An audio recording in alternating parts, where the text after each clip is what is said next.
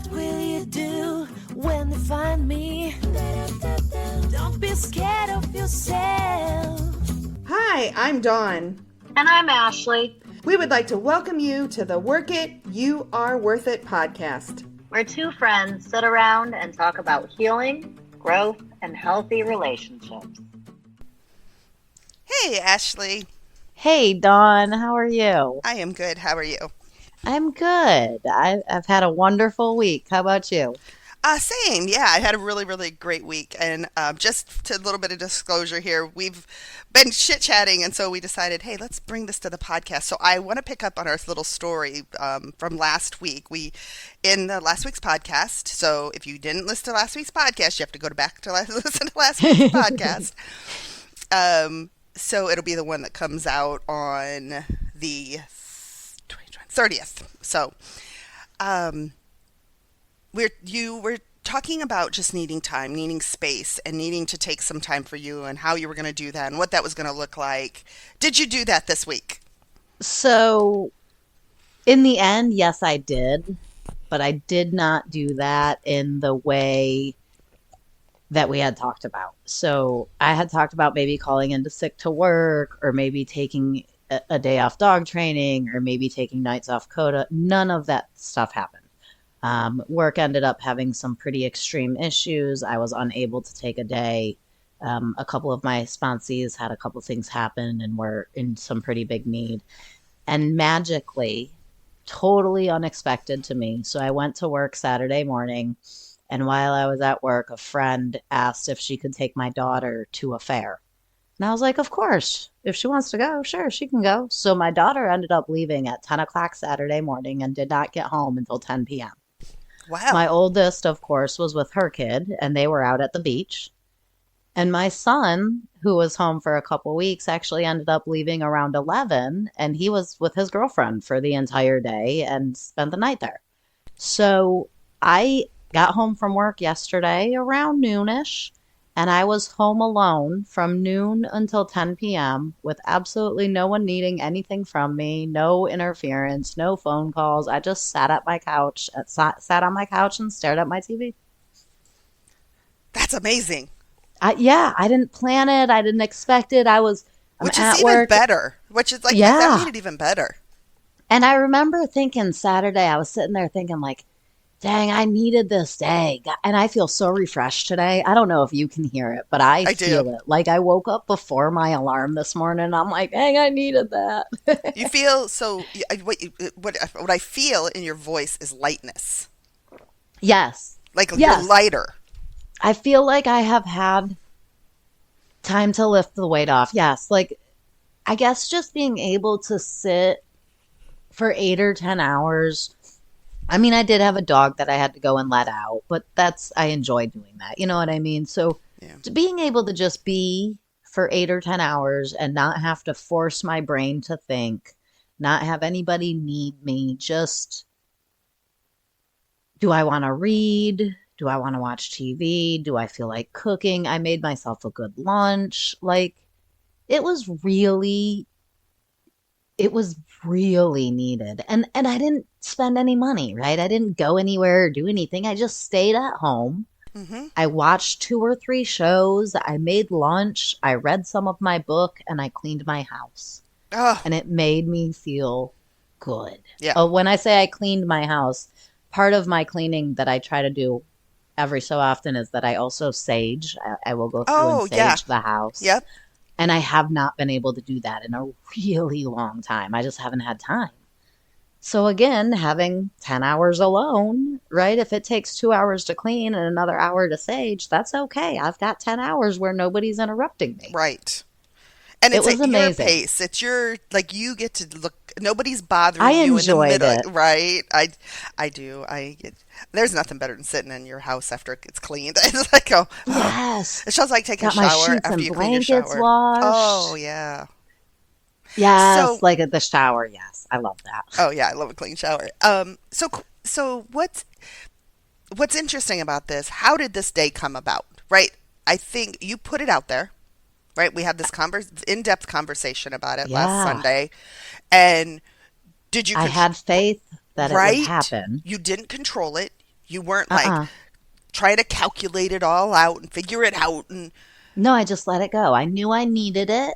And there were a couple of days where I was like, oh, I'm so exhausted. Maybe tomorrow's the day. And I would get up in the morning and I would have a text from somebody at work and I would be like, nope, so and so's not going to be there. Today is not the day. I got to go in. yeah. And I just let it go, right? And I didn't force it. There was a couple of times I thought about it, but it didn't work out and I was okay with that. And then it just happened. Like it literally just happened on Saturday. And There was no plan. and it's perfect because like there was no opportunity. Like let's say you would have, just I'm going to force it, take Friday off. Then you would have went in Monday and probably had even, twice the emails because that's what happens to me. I end up getting, once I take a day off and I go back to work, I'm like, oh God, I have so much work to do. It's like I almost regret taking the day off. Even though I maybe needed it or I had something to do, I kind of regret it. And in this situation, there's nothing to regret because it just aligned perfectly. And that's It even worked an out extra exactly. gift. Yeah, exactly like it was supposed to. It was it was really nice. And I'm glad that I didn't forcibly call in sick one day because every day there was something that happened where I was like, okay, thankfully I was here. I needed to be here to resolve this. Yeah. And that's, I think, what this what we should really, blah, blah, blah, words there hard. What we really should, what we're trying to get across here is, right, you let it go.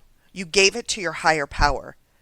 And if you do that, right, and trying to control things doesn't end well for me. Like, it's letting it go, trusting that it's going to happen when it's supposed to happen, and it will happen. Right? That's the thing. It will happen. And if it doesn't happen, it wasn't meant to happen. And it's trusting that. Absolutely. I'm believing in it. And fully believe. Yes, like your whole body believes in it. And it's not like I'm gonna say this, but who knows if I'll get it, and it probably won't happen. And then it happens, and you don't appreciate it. And the one thing I caught that you said was, at one point yesterday, you acknowledged it. Yeah. Oh, absolutely. It was like, I don't know, 2 or 3 hours in when I got done cleaning and I sat down and I took the deep breath and you smell all the clean air and it's lighter and I had the windows open and the candles were lit and it was just like that big sigh and I was like, oh, this is the day. And it's happening this way because I didn't just because I let it just happen. Yep. And in that moment, right, you are giving, I know you, so I'm going to make this assumption, right? You are thanking your higher power. Maybe not, thank you, HP, thank you, right? But it was very much of an acknowledgement that this was the moment and it came and where and how it came about. Oh, absolutely. Oh, I actually did. I was like, hey, man, thanks. I appreciate it.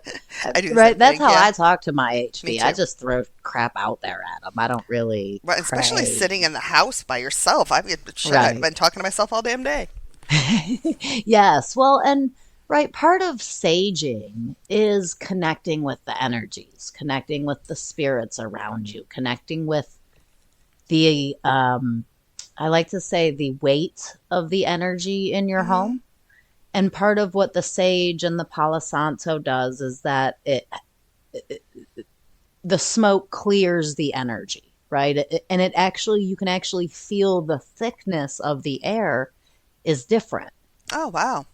At least for me, right? I guess if you don't believe it, maybe it doesn't work for you. I don't know. But for me, I actually feel it. And it makes a huge... So as I was going through and saging, I'm actually thanking my higher power for removing negativity and thanking them for, cleansing the air around me and keeping my family safe and guiding me on my path. And it's like an entire ritual with a conversation. Okay. It's like a prayer, it's like a Mm-hmm. conversation, and it's like a ritual combined together. I just do it my own way. You know Yeah. what I mean? Right. Okay. And then you But do your yes, whole so house. You do your I all that do. like all Every the corner rooms. you do every yes, and you have to get every corner. You have to Okay. get every middle. It's better to turn the fans on, and you have to have 2 to 3 windows open. Oh, okay. At least that's how I do it. Yeah. Yeah. Yeah. So, yeah, and there's no, right, I don't have, there's not like a, oh, you have to start here Right. or go in this order, or I just do whatever feels right. Yeah. Which is going to be Sometimes I right. go outside with it. Sometimes I Mm, go in my car with it. Sometimes I stay in the house with it. I just do whatever feels right. nice. Okay. Yeah. I like that. But that was my way of thinking. Yes. So, yes, I definitely did a very intentional thank you to my higher power for acknowledging that I spoke out loud that I needed this and that I spoke out loud that I had faith that was going to happen, even though I wasn't really sure how. And then I just wanted to make sure I acknowledged that it definitely did happen. And it happened in such a perfect way, even though I didn't make it happen. Yeah. I think it's important to give those acknowledgments to HP when it happens, right? Because that's when I know for me in the past, pre-recovery, pre having my higher power in my life, I took everything for granted. I did not appreciate the moments. I did not um I wasn't in them, right? I was always thinking about the future, thinking about the past, right? I was living in fear, living in Right. shame, and right, all that. Now, since in recovery, the little moments I am constantly thanking my higher power. And that goes from just like this morning. Okay, so I texted you and I said I needed to be 5 minutes late. Mm-hmm. The reason I needed to be 5 minutes late was I laid in bed a little longer than I should. That's number one, but that's okay. And right, took a shower and all of that stuff. Yesterday was my mom's birthday. Happy birthday, Happy birthday, mom. Mom. So we're doing dinner today, and so I wanted to shower and all of that stuff. And then I took the dog out, and it is an absolutely beautiful morning here. It's probably 68, I think it's like 68 degrees, not a cloud in the sky. There's a nice breeze. And Florida weather. Mm-hmm. I'm lucky to have those days at the end of April. For sure. Um, so it was just really nice out, and the dog and I were walking, and he wanted to go to the park, and I was like, okay, let's go sit at the dog park, and I just wanted to enjoy the outside. I just wanted to enjoy the beautiful day for like five To minutes just be able to be extras. grateful. Exactly, and that's really what I did, and that's what I'm doing. Like that's what I do now. When I go outside with a dog, I don't take my phone anymore. I hardly Right. unless I'm like Good. gonna go sit at the dog park and I might turn on a podcast or turn on music if I'm gonna be there for a long period of time. But Right. if Right. I'm just walking, phone doesn't go with me. Colin always is saying, "Mom, what if something happens? Mom, what if something happens?" And Oh, please. I'm 10 minutes from the house. It'll be right, fine. I and grew up without a phone. exactly, that's the thing. Yeah, and if something happens, something happens. Well, and I think it's important to find that gratitude, not just for your higher power. Like, yes, that is important, but even for those who maybe aren't at the place where they can thank their higher power for it. Yeah, I right. think, I think that what you look for, you find, right? Yes. If I hold up a picture and I say, Dawn, you have 10 seconds, find all the blue stuff, and then I'm going to ask you how much blue stuff you found. And then I ask you how many red things you found. The answer is going to be no, because you were looking for blue things, Right. right? None. I found no red things. I was looking for blue things. I didn't find red thing. I might have seen one. So So if you're constantly looking for negatives, you you are always going to find fine. negatives. Exactly. But One if of you're the, looking for positives, so one of the things that's been positive for me this week, and it's just really ironic, was last week I noticed these two birds and they were fighting, and Colin and I were on our way home from we just got back from his class, and I'm like, look at those birds, they're fighting. And they're so funny because they're just like they were like it looked like one bird hurt, because they were pecking so each other, rolling around on the right. ground. So I thought it was one bird hurt, and so I stopped, thinking, oh my God, what am I going to do? How am I going to and it would end up they came apart, and it was two birds, and I have seen those birds all week playing together. Really? Yes. They've been nonstop. Every time I'm outside, they're talking to each other, and then Are they mating? they might be mating. But it's so funny because I've noticed it every day because I notice things these days. I notice Right, you're shit nowadays. looking for cool things, so now you're noticing cool things. Yeah. And that that's what I think we're saying about being in the moment. If you're in the moment and you notice something, like I looked for the good. Okay, the bird, I thought, oh no, it's hurt. What can I do? But then I realized it was two birds, and I said, oh. And so then I'm looking at them like, oh, it's two birds. And then I was trying to figure out, right, if they were mating, and I was trying to figure out all this. And Are they fighting? Are they Right. playing? right, but I was trying to do all that. But then now that I'm seeing them now, it's like all this good, and it makes me happy every time I see them because I'm noticing them.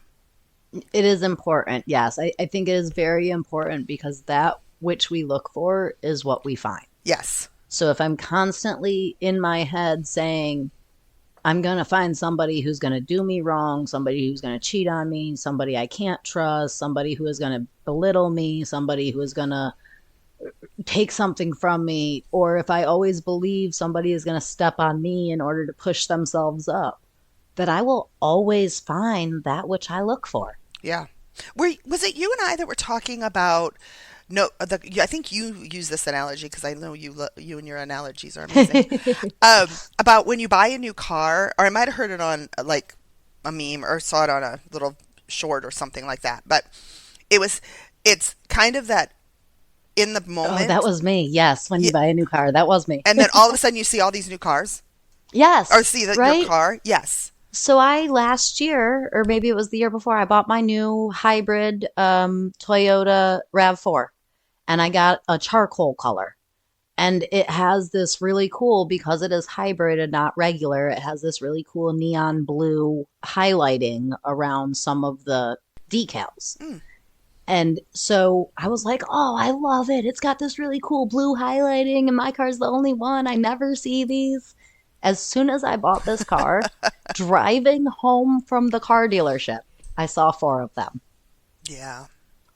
It's that which you look for is what you find. Literally, I bought it thinking I had never seen them. They weren't around. And I have 5 people at work that drive one. Oh my God, that's funny. It's crazy. It's So- that which you look for is what you see. Yeah, because I did the same thing with my car. My car is that deep burgundy color, brownish burgundy color. Mm-hmm. And when I got my car, nobody had that color of car. And then all of a sudden, everybody had that color of car. Yeah, and it's right? not like everybody went out and bought No. the color car that we had. You know what I mean? That's not the case. Yep.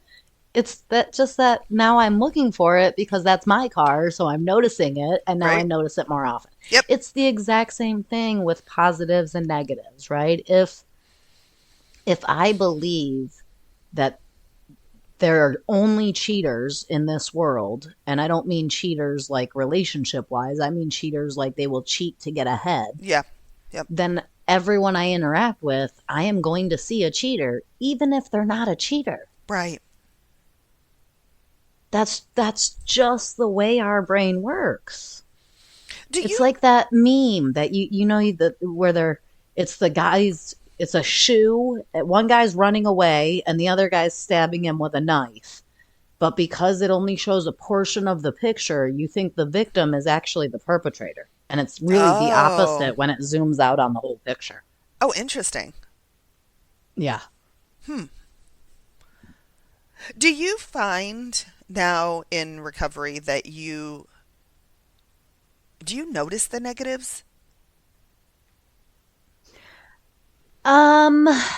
So that's a hard one because I do see things that I am not okay with. I see things I don't like, Mm-hmm. and I am aware of them, Mm-hmm. but I don't think that I have the same view of negatives that I once did. Yes. So I know they're there, right? I'm aware that they're there. Those are negatives are there, but I don't see them. Right. Because Like they there's don't play an active part in my life as much as they used to. right. Well, like there's certain people that I have to interact with on a daily basis and they have patterns. And I am aware enough to recognize those patterns, right? Like this person is not an honest person, so I probably can't take what they're saying as fact. I probably need to do a little more research into what they're saying. Hmm. If I need to believe it, if I need to know it at all. So I am aware of that. But because I am aware that this person tends to not be honest, does not mean I assume everybody is lying all the time anymore. Right. It's very different than it used to be. So let me ask you a question. This person, now you like you know this person, and I know how you're handling it now. How would you have handled it before? Well, I mean, there would have been there would have been it's actually not any. So the person you're thinking of isn't actually that's not actually who I was talking about. But Yeah, if I actually someone didn't have if I anybody in my head. thought someone Surprisingly. was lying to me before, if I thought someone was lying to me before, I would have thrown out the evidence, right? Like, oh, so such and such happened, but I thought this happened and this happened and this happened. So how did that happen? Right. And I would have like searched for the truth and tried to convince them to tell me the truth. And then Now- would you have gone and like complained about it to Nick when I know you're right, you guys aren't together now, but when you were like you would have went home and complained about it. Oh and- yeah. Right? Oh yeah. I would have told everybody and anybody about Yes. it all that, oh, you'll never so and so lied to me and we were talking about this and they couldn't even tell me the truth about that. Be careful with them. They're a liar. Yes. Oh yes. That's Oh what yes, I I see. would. That's what I was thinking. Like that's what I was like. I'm like, you're talking about somebody, and then you would go home and complain about it because that's what I would do. Oh yeah, I definitely would. And I definitely see I don't do that anymore either Right? because now how I would handle it if someone lies to me and I know they're lying to me is I already know the truth. So why do I care what they say? Yeah. And now I know they're a liar, so I can't trust them. So why would I listen to them? Right, and then the person person you're talking about at work, right? You know that this is their characteristic and their pattern, so you just are a little more skeptical when they say something. Right, absolutely. Yeah. I mean, and it goes so many different ways, but I think that's what part of what being grateful and being able to notice the things that are positive and the good, it kind of, I don't know. I feel like I have for so long been focused on noticing the negatives and looking for the negatives and looking for the lies and looking for the holes that now when I'm looking for the good things and I'm looking for the positives, I already have that, like that awareness of the negatives is already there. So I'm not worried that someone's going to take advantage of me because I'm looking for positives. And with looking for positives, I feel like that's balancing things out more. So I'm getting a more accurate picture. It's not just negative or just positive because I have so much practice with the negative. Right? That's just an ingrained thing. That's Right. not going away. Right. But then you add that positive in there and that positive focus, and it balances out what I notice. I think one of the things I used to feel with the negatives when they would happen, it was like somebody was doing something to me, even though they weren't doing anything to me. But in my way of thinking and my thoughts, it was always being done to me. They were always Yes. and so I always had this wall up and this guard up, and I think that's what's changed is I don't now when a negative happens, it's not being done to me. It's just a negative that's happened, and if I evaluate if it impacts me. Oh, it doesn't. Okay, then I don't really care. Right. I just know I have to consider that and be aware of it in that person. Like you noted, Yes. right? I just know this person does this, and so I trust that person a little bit less. Yes, I agree. Yeah. And it's important, I think, to be able to be aware of patterns, right? I don't want to go to the hardware store for milk, so I need to Right. know what is offered at what store and where I'm going. So it's Hmm. important to notice patterns.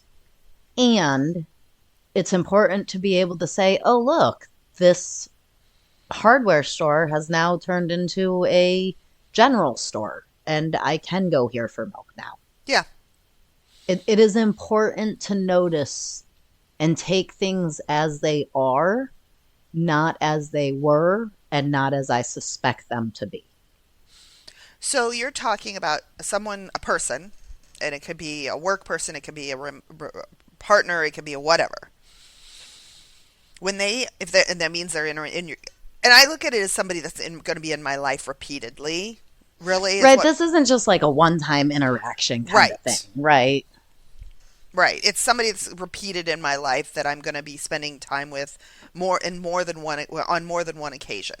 Yeah, we're not talking about the cashier at the grocery store. Right, right. I think there is something, I make my inventory list of what I did today, how I could do it differently, how I could have done, what I did good, all of that. I think there is something about when you have someone in your life that you're put in your life that's why being in the moment is so important, because I need to be able to hear what they're saying. I need to be able to remember what they're saying. And I'm thinking about right now, like going on a first date, going on a second date. Right? I need to be in the moment because I need to hear what they're saying. Because Or even then, having a conversation with my mom. right? Because I need to be able to see what they do the next time. So I have to be in the moment and I have to be paying attention, because the Absolutely. only way I can find out if they are being authentic and true and honest and are safe for me is by listening to them and watching their actions and seeing if they match up. Absolutely, I agree 100%. It is important to notice those patterns. The only way that I can do what is best for me is if I am aware of how I feel when I am around other people. So when I say it's important to notice those patterns, I don't mean taking somebody else's inventory. I don't Right. mean saying, oh, Johnny is a liar. I can't interact with Johnny because Johnny lies and I don't know if I trust him and I don't believe him. Johnny's a liar. That is all about Johnny. I'm not talking about taking Johnny's inventory. I'm talking about being able to say to myself, when I interact with Johnny, I become untrusting and I become paranoid. I start searching for truths. I start trying to get him to justify. I don't want to be that person. So I need to either not interact with Johnny when I need to know the facts, or maybe I don't interact with Johnny at all. Or maybe I just realize that when Johnny talks, I can't believe anything that he says. It could be different for different people depending on how important Johnny is in my life, right? If Johnny is my spouse, then I have a big thing. If Johnny is my adult brother, maybe that's a different conversation. If Johnny is just a coworker, that's a whole different conversation, right? We need to be able to evaluate not what they are doing, but who I am and how I feel when I am with them. That's a great, thank you for saying that. I think that was a perfect way to say that and sum that up. Because you're right. It's right. When we say it has nothing to do with them, it's all about us. That is exactly what we're saying. Who am I with that person? How do I feel with that person? And is that a good place for me to be?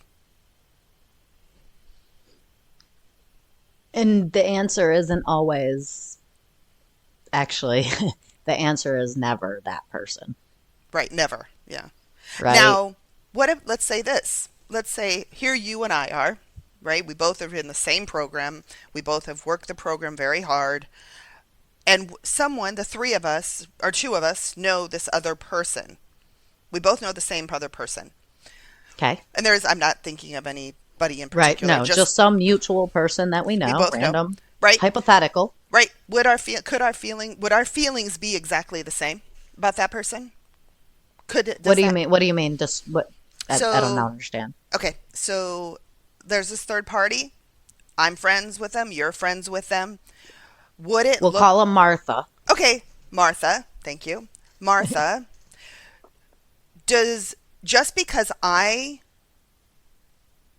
don't like the way I feel and I don't feel safe and I don't like who I am when I'm around Martha, does that mean that you will have those same feelings? Oh, absolutely not. Right? You could have a totally different relationship with that person.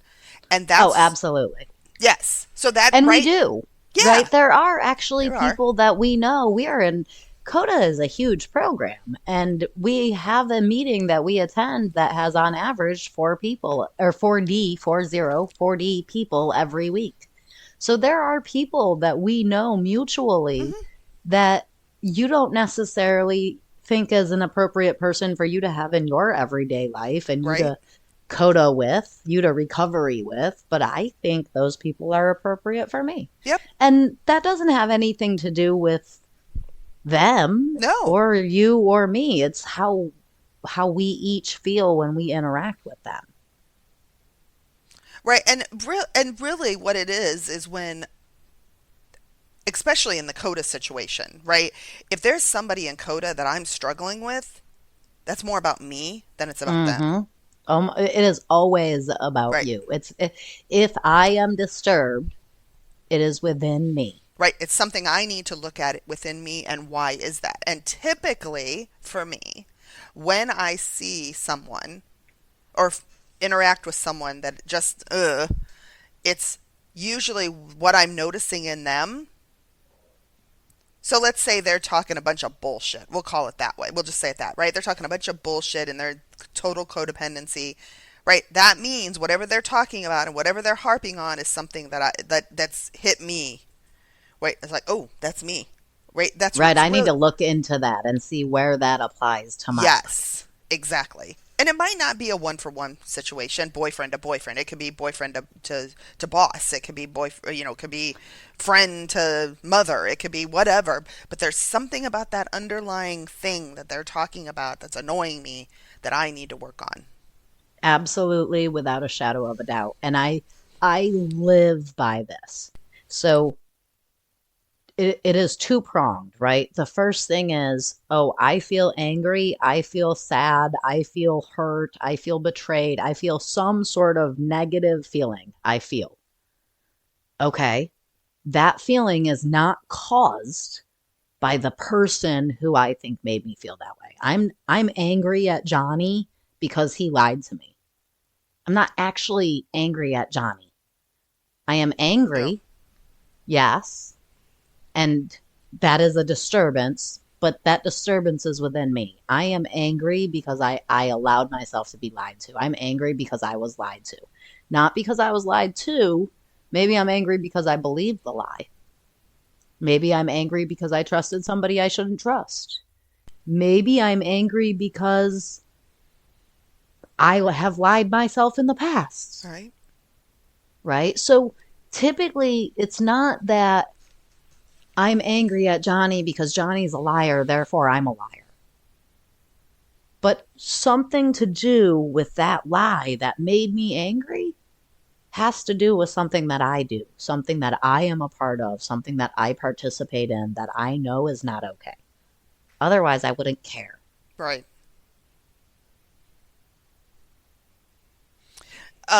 That's one thing I like.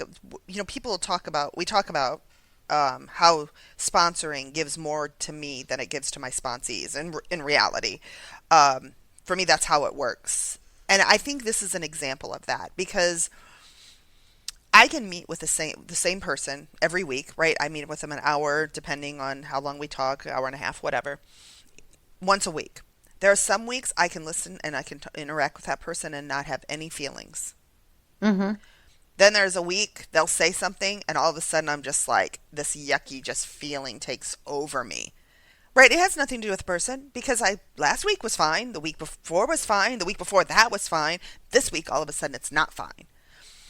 But that's what I love about sponsoring, because in that moment, that sponsee gave me more than I could give them, because it was another way for me to grow. And For me, Go ahead. sorry, I just want to describe the feeling for me because I Yeah. think this is a really important path. For me, when I'm talking to my sponsees, how I know it's something I need to work on is it's something I can't let go of with them. So the Yes. key to be a sponsor, right, is that their decisions do not impact me emotionally. It is their life, it is their decision. My job is to be a guide. And as a guide, if someone chooses not to follow my path, that's okay. It's their choice. When I get to a point where I'm like, oh, this bothers me, I'm angry, you can't do this, this isn't right, you need to do something different, why are you doing that? I know that that is something I need to look at where that fits into my life. Yeah. That's that feeling for me. It's not so much that it's like a ugh feeling, but it's like a strong need to help them. A strong need for them to do something differently. And when I feel that strong need to convince them to do something differently, for me, that's my key to know I need to look in. That is a really good. I kept feeling the feeling in my body when I was talking about it, but you're right.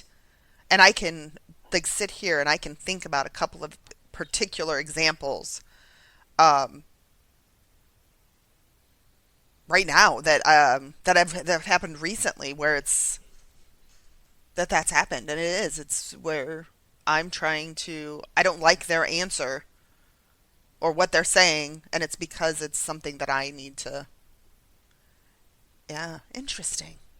It's crazy how that works, isn't it? Yeah. So before we started recording, you were telling me another story about your week. Ah, yes.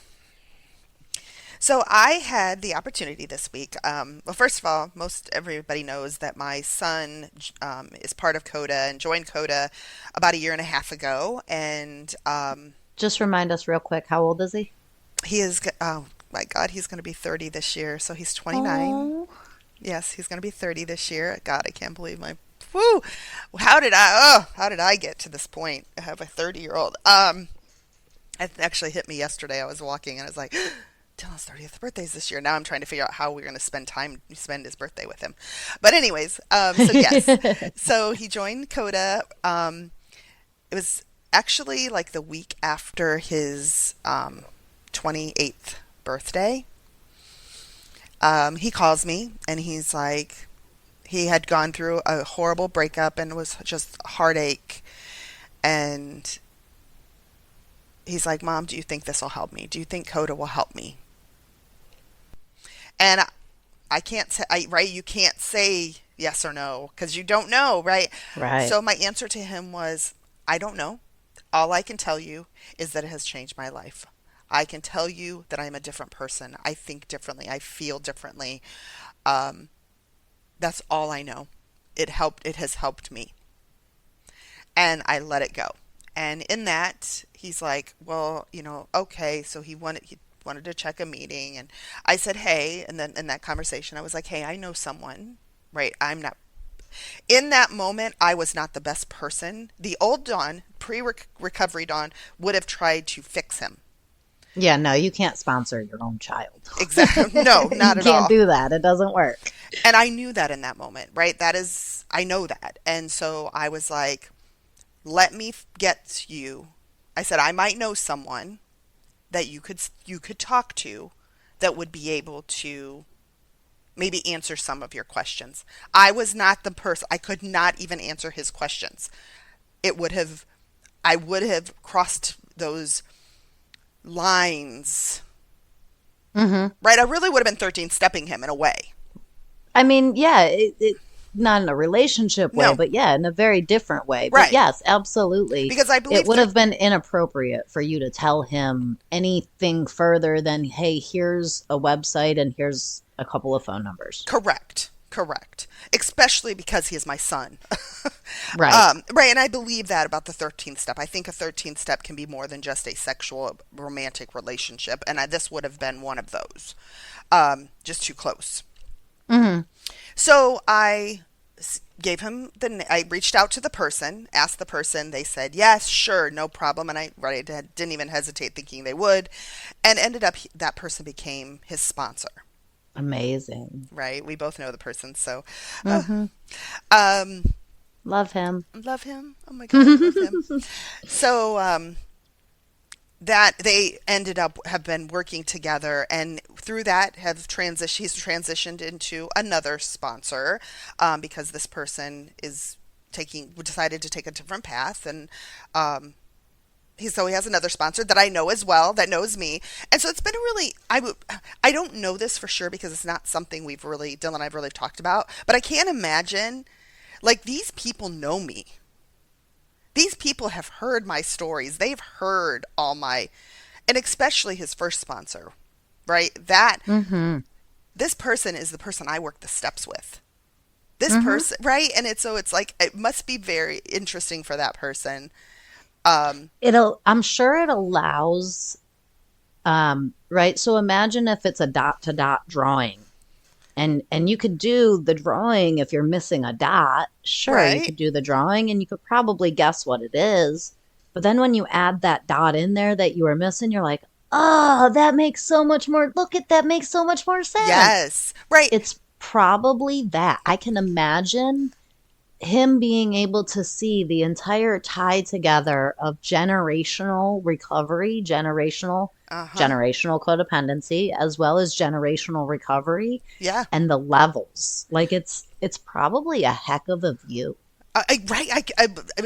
What an honor. I mean, like, I'm thinking about from my perspective, man, that would be so, I got goosebumps because, right. It's like, this person has heard me talk about Mark, Colin's dad. He's heard me talk about Joe. He's heard me talk about my mom, my history with how my childhood looked and where my codependency came.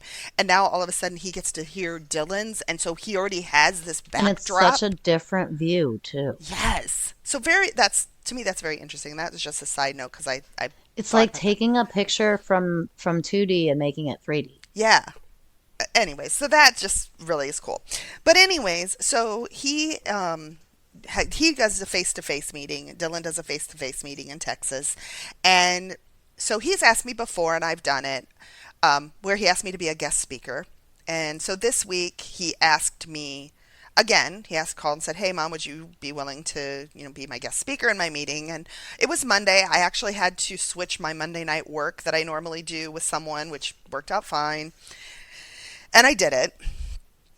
And so get on the meeting, and he's leading the meeting, which from a mom standpoint, pride, oh my, like, I'm listening to this man, not this little boy that I know, lead this meeting, which, right, I always love, like hearing him. Just, we're talking about the steps, and we're talking about the tradition, and we're talking about the welcome, and and like listening to my kid lead this was really very prideful moment.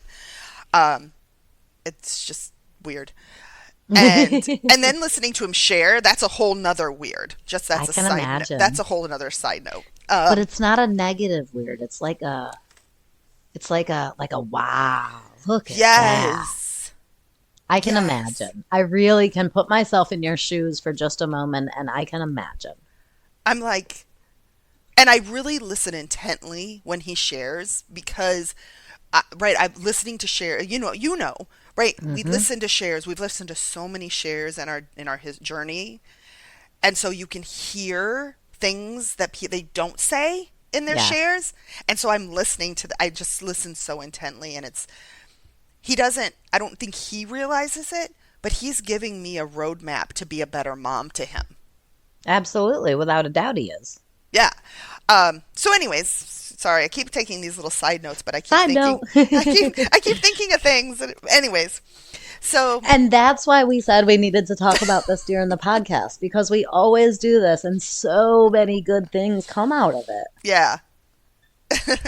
So I ended up.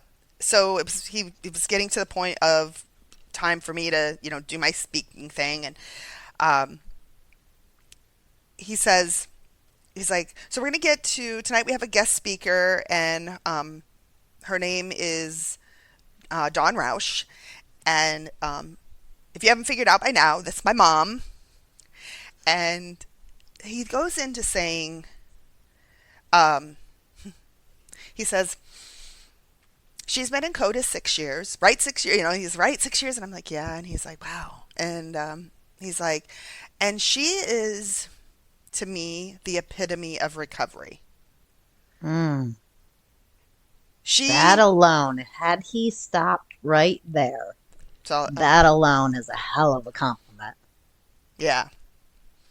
He's like, she has worked the program. She's what recovery looks like. She has worked so hard and has done so much and continues to do so much. And then, obviously he talked about our meeting and talked about the podcast. But you're right. It was that for me, that I am the epitome of recovery, right? I've given, showing him what recovery looks like. That's what, he said that. He's like showing me how to network, what the recovery looks like. She is that. She is what CODA represents. And it was Wow. full of full of just compliments. And you said something earlier when we were briefly talking about this, and you were like, that was not my son saying that. Right. And I didn't think about that until you said that earlier. And that's... So, Go ahead. so yeah, well, and it's not that it wasn't your son, right? Because it was your son. Right. It's this man. It is this adult man who has found his path and has found his way that you helped raise and you helped to guide.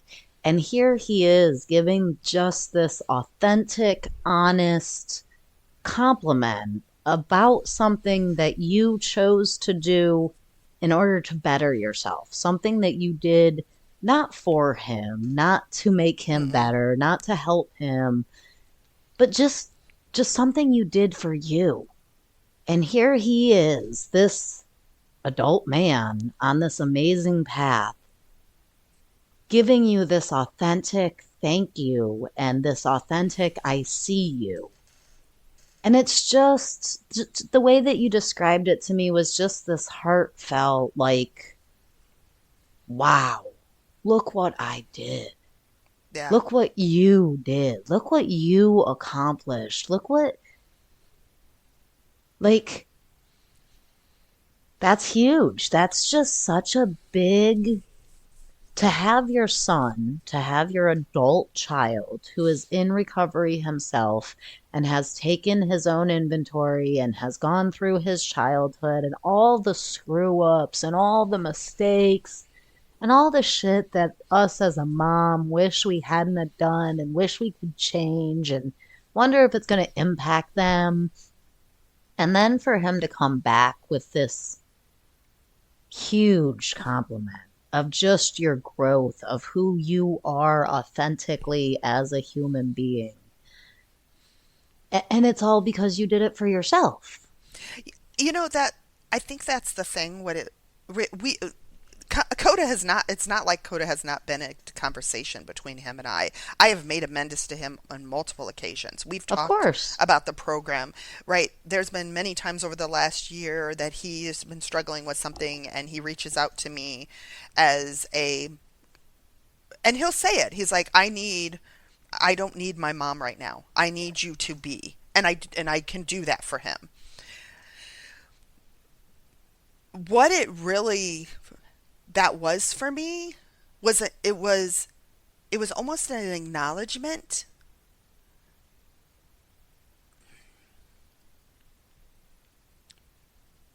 It was an acknowledgement of, I guess let me say it this way. The best way to say this for me is in that one moment, in that 10-second introduction in a group, so much of my mom guilt was relieved.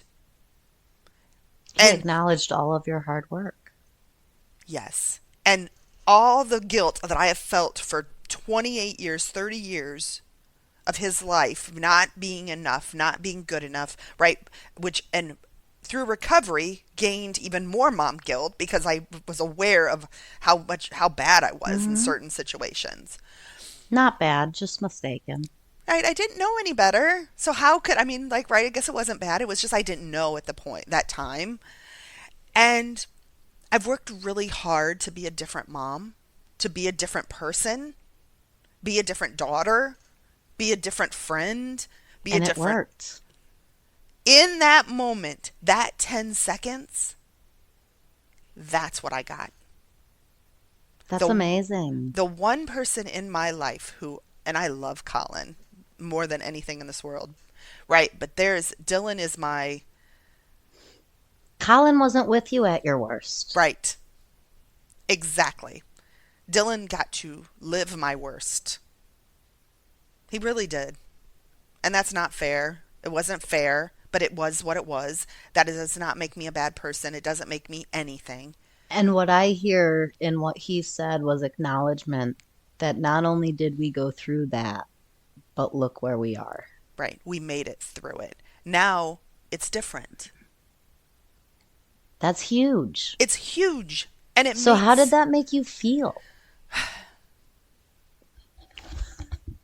I want to say I was proud of myself. I am very proud of myself. It really made me appreciate my recovery even more. But it really took a weight off. And we talked about this earlier, right? Taking that weight off. That's what it did. Like, my kid's going to be okay. My kid's found recovery and he's going to be okay. I'm going to be okay. I did okay. Yeah. I'm doing okay. And I can let all that mom guilt, it's like it's gone. I mean, I can talk about mom. You know I can talk about mom So- guilt. Yeah, well, so right when I asked you that question earlier, you started to say I felt, and even just now, you searched for the positive for a second, and then you said not the negatives. I think it's important that we find that word describing that positive emotion. As you were sitting there listening to Dylan tell you what he was saying, listening to that introduction and that opening, how did you feel?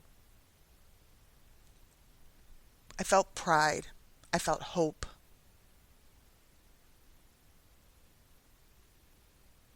I That's felt important.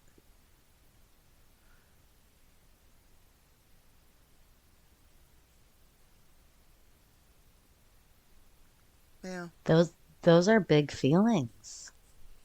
And if you sit and you think about it, we're so quick to describe, right? Oh, I felt sad and I felt angry. But it almost feels guilty to say I felt pride. You earn that pride. You should feel pride. That's a pride. That is a moment worthy of every bit of pride.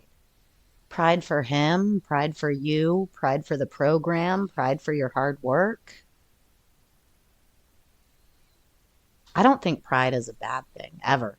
I think pride is a really good thing. I think that if we are humble, pride is important. Yeah. I think it can be a bad thing, but I think it's about the way we think about it.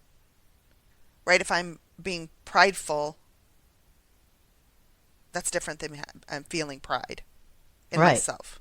Absolutely. One is a consistent prideful when there's no reason for it, and I'm Right. just doing things and I'm being like, oh, look how good I am. Yeah, Boastful and arrogant. Yes, but that's not. This This- is a very different situation. This humbled me. You should feel pride. You should feel humbled. Humble is not making somebody feel bad. Humble is right sizing, right? Yeah. When I feel humble, I feel the correct size as opposed to everything else. That is a really interesting thing to say. Right sizing. Mm-hmm. Because that's exactly that right there is what it felt like. It brought you up where you were supposed to be, where Yes. you belonged. That I was like the mom guilt has pushed me down and pushed me down and pushed me down. Right? Nobody was pushing me down. That was all Dawn. Mm-hmm. Dawn was the one pushing Dawn down. With her own mom guilt. Yep. Dawn is very good at pushing Dawn down. Dawn has been to pushing Dawn down a long time. Got a lot of practice. Yeah. But that's what it did. In that Right size. situation with my son, I felt right-sized. I think that is the true definition of humble right there. Like when you said it humbled me.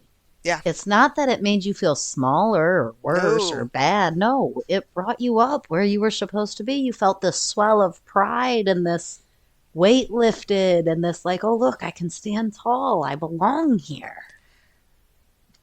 That's humble. That's pride. You do belong here. Yeah. You can stand tall.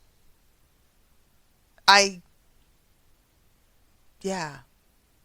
It's almost like a payoff for all of the work that you put in and you weren't expecting the payoff, right? It's like the Christmas bonus that you didn't know you were going to get that means so much more than money. Right. So I have one more story I want to tell before Okay. we end. I want to say one thing. I will tell Yes, you, and I please. didn't tell you this earlier, but it did. After he said that, I was ready to speak. It totally threw me off. Yeah. I stumbled. I found myself not everything I wanted to talk about and was going to talk about. HP and I had talked about. I lost it. Like it was like I felt afterwards. I felt like I was just all over the place, but it was because I was trying to process that whole feeling that I was feeling when he said it. Yeah. And trying I can to, see. and I was like, oh, it was, so I left. I know he'll invite me back someday again. I know that, but I wouldn't if I was him. It does get like that though. Like just because it's positive does not mean that there won't be this moment of, oh my God, I have to process that, right? Yeah. It's Yeah. crazy. So, okay. So what was your story? What's your last story? So, okay. There was a situation. The last story is there's multiple lessons in this story, okay? So there was a situation at work on Friday where there was a medical emergency. It was actually a stroke. So it Oh, was wow. hidden. It was not a visible medical emergency. The person was somebody I was working with, and I walked over and said good morning to them, and they went to respond, and I was like, whoa, what's going on? Are you okay? So they kind of described their symptoms to me, and I was like, okay, you need to go home. Actually, you need to go to the doctor. You need to leave work, and you need to go to the doctor. And they were like, no, I'm fine. I'm going to stay, and I'm going to work. And the symptoms that they described made me concerned that their blood pressure was too high. And our job, at least what this person does, is very physical. You have to use muscle. And if your blood pressure is high, the last thing you want to do is work out, right? Right. So I was very specific with this person. I said, no, I am not asking. You cannot stay at work. Now, it was a Friday and the rest of the work was closed. There was only about 10 of us there. So it wasn't like there was an HR person I could go and get and be like, hey, come check his blood pressure. Right. And I don't even know if we have a blood pressure monitor at work anyways. We may not. I don't know. Anyways, so I said to him, no, you cannot. You cannot stay at work. You have to go. You can't. Honey, you're sick. You need to go to the doctor. I can't let you stay at work. I recommend that you go to the hospital. Mm-hmm. And we had like a 10-minute conversation. He wanted to remain and stay at work. I did not let him. He ended up leaving. I think I scared him enough that he did go to the hospital. Good. Couple hours later, I received a message from his wife from their wife saying that they had a stroke. I know they will be okay. I expect I will see them tomorrow or talk to them today. I have talked intermittently with them. They are okay. Good. So the point of this story is on my way home, I immediately called my boss. I told my boss what was going on. She took care of it, called their boss.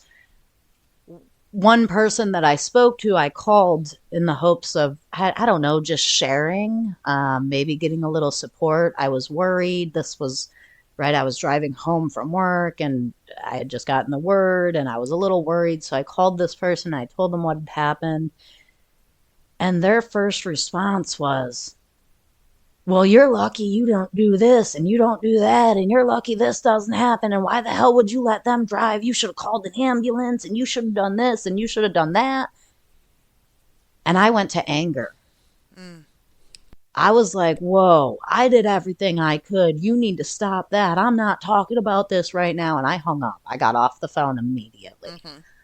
That person went on to text message me and say how they have a right to their opinion. And my response was, you know you do, but I wasn't in a place to hear your opinion. The lesson, there's multiple lessons that I got from the story, right? The very first lesson I got from the story is trust your instincts. I have never, ever witnessed someone having a stroke. I am not a doctor. I'm not trained in medical at all. Something in my gut told me that he could not stay at work. That is my very first lesson. Trust my instincts. The second lesson is pick and choose what advice you listen to. I spoke to no less than 4 people on my way home from work that day. Only one of those people told me I didn't do good. Only one of those people told me how wrong I was. And yet I chose to hold on to that one for a full day until I had the courage to ask my boss if I screwed up. Number 3 lesson I've learned is don't go to the damn hardware store for milk. I knew from past history and patterns that that person was very likely not going to be supportive in the way that I needed them to be supportive. That person was very likely going to be judgmental and opinionated, and I knew that. But for some reason, I didn't think about it before I called them. It is important for us to think about and almost justify whether or not I should call this person. Right? Decide, like intelligently decide before I dial this number to get this support. Is this person going to give me the support I want? Or is this person going to help me feel worse? And it's important to make that decision intentionally. Not just out of habit, because this is who I've always called in these situations. Right. I think that's one of the things. For me, it would always be my mom. Mm-hmm. That's who I would call in those moments of crazy. Like, I'm just gonna call it that, right? It's just those moments where I was emotional. My head was spinning. I wasn't thinking right. Yes. And crazy isn't a bad word. Crazy isn't like, we're not talking. Yeah, right. It's just I'm feeling like I definitely felt crazy. Yeah. Right. I would go to my mom, and then I would share what was going on, and she wouldn't give me what I expected her to give me or what I wanted her to give me. What she gave you helped you feel more crazy. Exactly. And through my own thought process and time, I realized, okay, I now have this. I don't run to anybody immediately when anything happens. Right, because I have to step back, and it's like, right, in your situation, with this situation, right, you did have to call your boss. Yeah, no, right. I definitely made the phone calls I needed to. Exactly. So sure. we're not, and those really aren't the conversations we're talking and about. And this phone call was more of a support, right? This was not a phone call I needed to make. The person I called had nothing to do with the job. They were not resolving any issues on the job. It was literally just a support call for me. Exactly. And so when I need to make who can I call to support me, I have to really think about it. And I honestly, there's a lot of times if I step back and I think about it and who would I call? You don't call anybody. Yes. Because there is a lot of times. Yes. I am enough support for me. I don't need the validation from someone else. And that was my final lesson, right? I was confident in my decision when I left work that day. When I called my boss and told her what had happened, I was confident in my decision. And honestly, I was proud of myself because Right, I had caught that. It could have ended right there. So many people would have never caught and noticed those signs because they don't have that knowledge. I don't know if I would have, in all honesty. I don't know if I would have caught it. So And there were people he was interacting with before me that didn't catch it. but that means you were being in the moment. You were invested in that moment. You were looking at him. I was aware of him and focused on our conversation. I was not in my head in that 10 other places. Yep. And if I had stopped there and been confident in my decision and not decided I needed somebody else to validate me, it would have been done there. Everything else that is happening still would have happened. The only thing that wouldn't have happened is I wouldn't have gotten upset with this other person, and I wouldn't have spent probably close to 16 hours, 12 hours Right.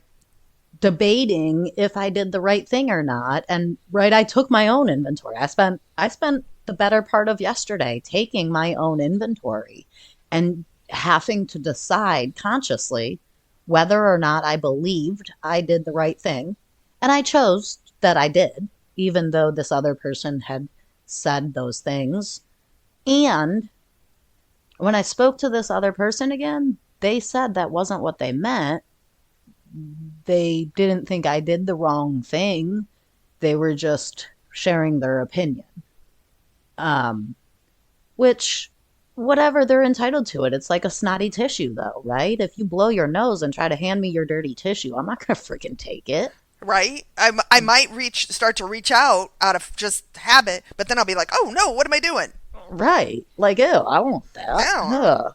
And that's kind of what happened, right? I did. I reached out of habit, and I took that opinion in, and I held on to it for 12 or 16 hours, and I evaluated, and I picked it apart, and I looked at it at every angle, and then I said, you know what? I didn't need to do any of that. I did what I thought was right. So the only thing that I got out of going to this other person when I didn't need to was more headache that I didn't need. It is so important to evaluate where we are going and what we need, and if what we need is available where we are going. I think so many times and I'm looking at, like, thinking of myself in a relationship, like, and that's really what my partners have not done. It's like I would go to them for support. Like, I would go to my ex-husband, Colin's dad, Mark, go for support, and then I would get torn down. And then, and so it kept being this for a long time was the same consistent. I would go, I'd get tear down, get tear down. And then what I slowly... And then you would get mad at him for tearing you down, right? Yes. And it just kept building and all this resentment. And then what I started realizing was I got tired of going to him. So I started going to him less and less and less. And then it made me realize, oh, wait a minute. Do I need this person in my life? But I still afterwards would go to him and go to him and go to him because this habit. Right. Somebody tries to hand you their tissue. You might reach out to take and then be like, oh, it's habit. But it kept getting, but what it would start happening was just less and less and less and less. And then until eventually it was not at all. Right. And that's, I think that what I'm saying is that's okay. That is absolutely okay. It's okay that I would still reach out, but then I realized, oh wait, why did I do that? Then the next time I maybe would have a second thought, maybe I shouldn't reach out. And then the next time I might reach out, but eventually I was like, I don't need to reach out anymore. And that is not a loss of yours. Not at all. Not at all, because going to the grocery store for milk instead of going to the hardware store and then getting angry that the hardware store doesn't have it is not a loss. Right.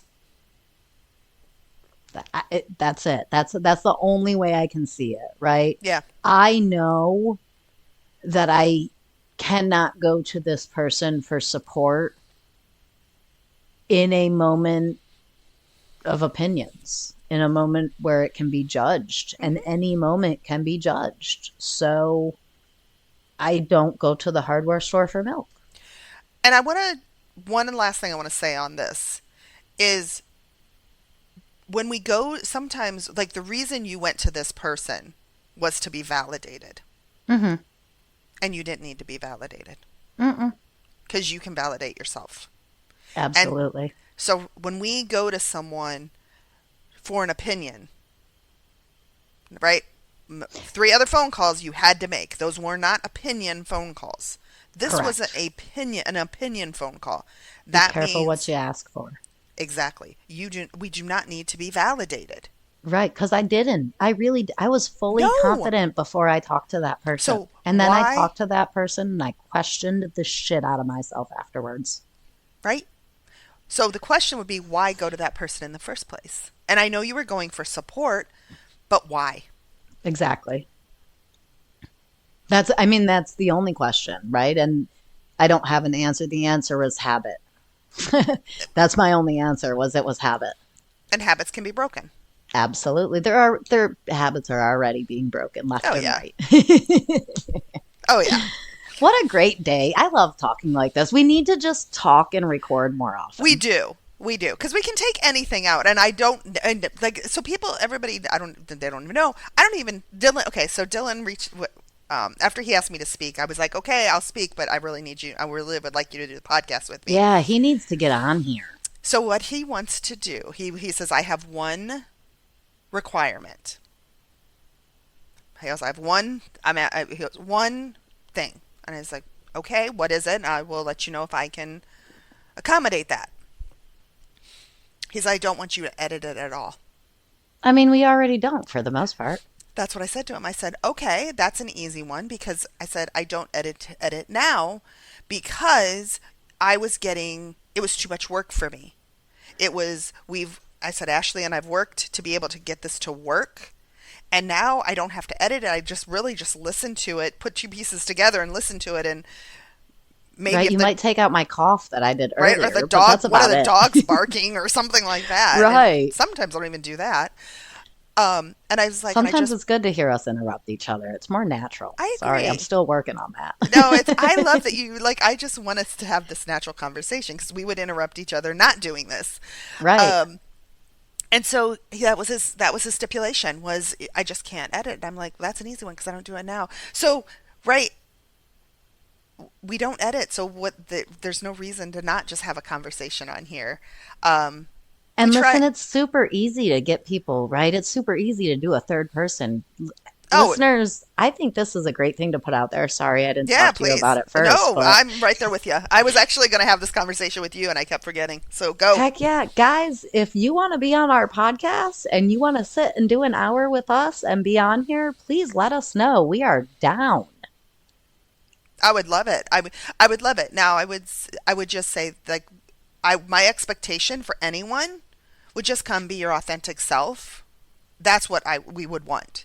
Absolutely. Yeah. We have to be authentic. Exactly. And right, sharing this, by joining or putting yourself out there, part of it is you're willing to put yourself out there and be real. Be real. Yeah. Be real and raw. That's what we do. Yes. Exactly. So hopefully I can work it out with him sometime. I don't know we'll figure it out, but I'm really looking forward to that conversation, especially now after this week. I'm looking forward to it too. Yeah. I really am. So, all right, listeners, everybody. Dawn, thank you guys so much. Thank you, Dawn, for a wonderful week. Yep. You too. Have a great week. Bye. Bye. We would like to thank you for joining us on this journey of self-discovery. Visit the Work It website at workitYouAreWorthIt.com to submit your questions and topics for future episodes. And remember, work it because you are worth it.